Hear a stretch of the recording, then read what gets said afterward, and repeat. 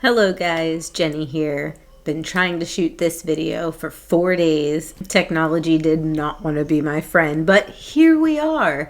And hopefully everything is working now. I look all disheveled, but that's okay because I want to get this information out to you. And today we're doing the strength card, and believe me, the strength card really hit home for me this week. The internal willpower and strength that I needed to keep pushing and not just say, I'm done.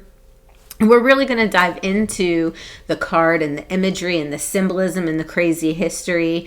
But before I get into that, I'm going to need you to hit that subscribe button. I'm going to need you to hit that bell. That way you're notified whenever I bring out new information and new content. You ready? Here we go. I'm a survivor, I'm not gonna give up. I'm a survivor, keep on surviving. Right? A song that embodies strength, that inner strength to keep going, to keep fighting. And remember that on the Fool's journey, strength is not a person that he meets, but it is a characteristic within himself that he finds. And there's a lot of symbolism regarding this particular card, and there's also a lot of weird history regarding this particular card. So as far as the history goes, the strength card was never originally in the position of the 8th card in the tarot. It used to be swapped with the justice card and was originally called fortitude. Now this change to swap them happened after the Golden Dawn had gotten their hands on something called the cipher manuscripts. It was a bunch of notes and transcripts written by hand on all forms of different paper, like napkins and notepad paper and things like that, with a lot of different occult, alchemical symbols and things like this. A lot of the ideas closely matched that of Western occult practices, so the Golden Dawn just said, we're going to incorporate these things. One of the differences that you'll find as we go on into the Kabbalic references is that, that change. But the change was originally done to align the card more astrologically. So with the number 8 being in line with Leo, they wanted to keep the number 8 with Leo, but strength was more a Leo quality and a Leo trait. So they took fortitude, put it into the justice place, moved justice to the Libra zodiac sign, and then they were like, we're going to call it good. And then Mr. Ryder and Miss Waite decided they were going to continue with that symbolism, and they put it into their now very, very popular, well-known deck. Now, there are some decks that are out there that you can purchase that do have the original placements, such as the Thoth Tarot deck, although I think they call Justice a different card. I think they call it Lust. I'd have to double check on that, but that's what I think it's called. And there are a number of other decks that do this. So, keep out for that if you want to see the deck in its original line, in its original form. With that being said, we're going to talk about the strength card as it is for right now and the imagery that it holds. First and foremost, we see a woman in white robes. She's got this beautiful crown of flowers with the infinity symbol, and she kind of looks like she's either petting this lion or she's prying this lion's jaws open. Well, the white dress very much so symbolizes the purity, her purity, also reminiscent of the Fool card and how the Fool is supposed to be, pure. And then we've got the infinity symbol, just like that of the magician, but also saying that she has the ability to gain ultimate wisdom. And then the prying of the jaws open, that is really more about a delicate balance between us and our animalistic natures, that we cannot pry it open. We cannot be forceful because it comes with that balance and that trust with animals too, if you think about it, comes with mutual understanding. She's also surrounded by a lot of greenery and her feet firmly planted on the ground. This is very reminiscent of the Empress and the fertility that is around her and how grounded she is to the earth and the planet. Now, there are some people that also believe that the lion also represents the summer solstice, and that the woman is Virgo, right? The virgin, and the virgin robs the lion of his strength. Now, King Solomon, who we will talk about in much later videos,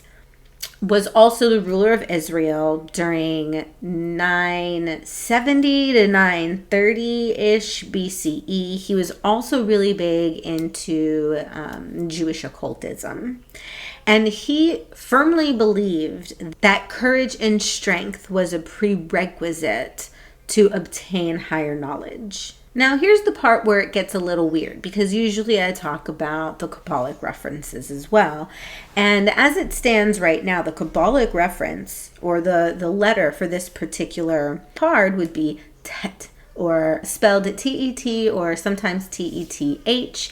And it is a word that represents snake, sometimes basket, very, very loosely, mud, very loosely. In this case, the serpent and the basket represent good and evil. The basket alone could represent the container in which creation can, make its thing, do its thing.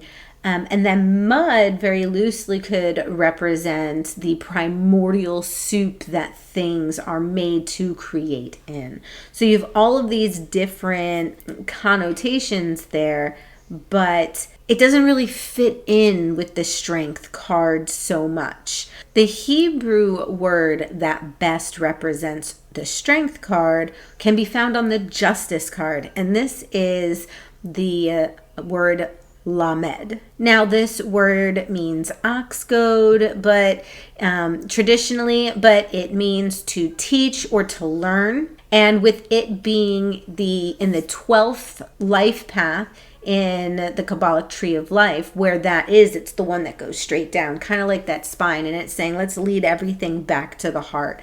Everything comes from that heart space, to relearn your true divinity and to relearn who you are, remembering who you are. Now, this is also a letter that very much so, and a life path that very much so represents the mother and motherhood, and a lot of other mother deities like Demeter, like Bridget, and things of that nature, if we're going to be using, more Western deities that people are more familiar with, right? Astrologically, it shows that there is strength through rebirth, which can release us to our full potential. Lamed as the ox goad indicates that the necessary strength for rebirth on this path will only come from or be learned by that prick of pain that happens.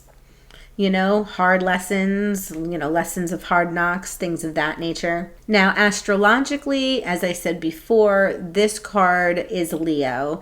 Strength represents Leo all day, every day. And as we know, Leo is the ruler of the sun, or vice versa.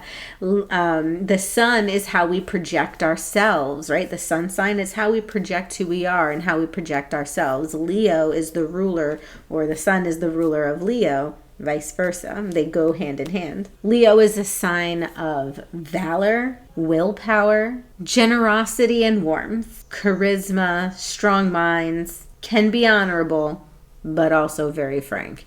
And believe me, coming from this Leo, I'm pretty frank. Leos are self-confident showmen. They don't mind being center stage at all. In fact, some people even love them for it. It's like, yes, in all of my glory. They can also be pretty vain, and I have, as a Leo, I must admit, also I have moments of being pretty vain. Trying to work on that. That's part of my shadow that I'm trying to work on. Now, the Leo symbol looks a lot like a lion's tail, or if you will, the head of a lion with its mane. It rules the 5th house in the zodiac, where astrologers go to look at your creations, how creative you are, your recreation, your procreation, like all of the creations. Name a creation and it's there. Leo is also a fixed sign, which means they are established. They know what they're doing. They're very firm, very fixed. Not necessarily in mind, but it's like they already know what they want, what they're doing, what they came here for. And they're also a fire sign. I mean, hello, sun. With the sun as its ruling planet. Fire! Other correspondences that we have for this card, obviously the sun, obviously the number 8 and Leo and these types of things. But we also have, for gemstones, tiger's eye, topaz, peridot, diamond, and can be used with intentions such as courage, wisdom, motivation, control, self-empowerment, action, energy, but also power. So be careful what you wish for. Next time, we will be talking about the Hermit, so I really hope I get to see this week all of the wonderful things, or maybe not so wonderful things, in which the Strength card presented itself in your life. Write it down in your journal if you don't want to let everybody else know if it's too personal. But thank you very much for hanging out with me today, and I look forward to next week. Namaste, and God bless.